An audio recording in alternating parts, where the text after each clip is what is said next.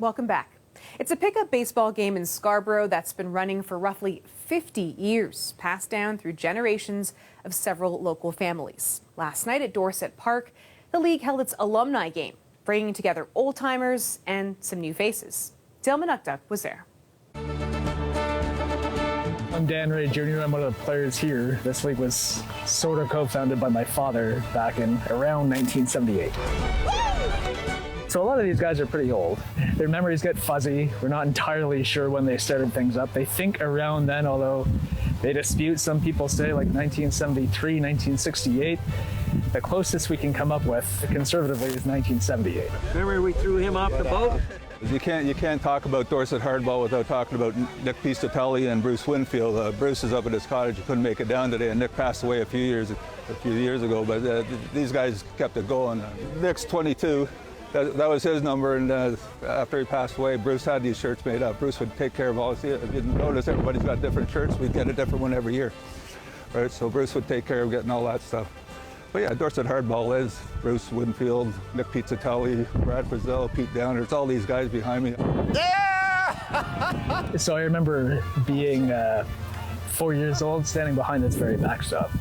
And watching my dad around my age throw pitches here. And so to be able to do the same thing with my son, not many people get that chance. And that's not lost on me, and that's pretty special to me.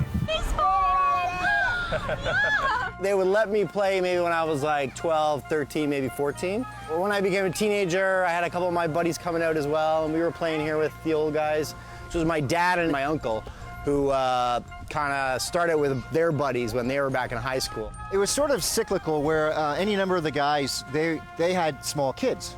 And sure enough, that kid was playing soccer or baseball, and that was Thursday nights. And so we'd lose that adult, that player, for the season.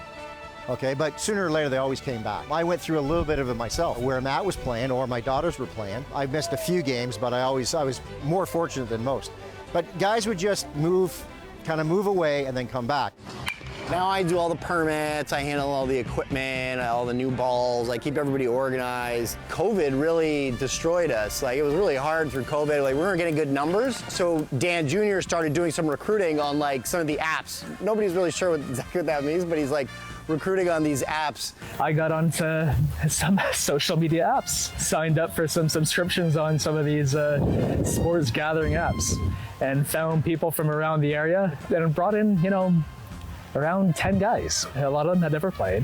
A lot of them were new Canadians. A lot of them were cricket players, but they were interested. They were athletic. They were having a good time, and it kept things going. And it was a lot of fun. Call it. Some of the new faces we're seeing here, there's like a whole bunch of guys who are here from Japan who are learning how to speak English, and they started playing with us, and they've been with us all summer now, and they're like some of the best guys out there. Oh, Fukano, Miyabi. Miyabi Fukano. It's difficult. But they call you Miami. Yes. They say you're the best one here. Oh, yeah, but I don't think so. Yeah. Yes, Miami is number one. Mitsuteru Uchida. How everyone, I like to hit and get a home run. Yeah, or. How old were you when you learned how to play baseball? No, I'm never. Yeah, I start here. Home run! Oh!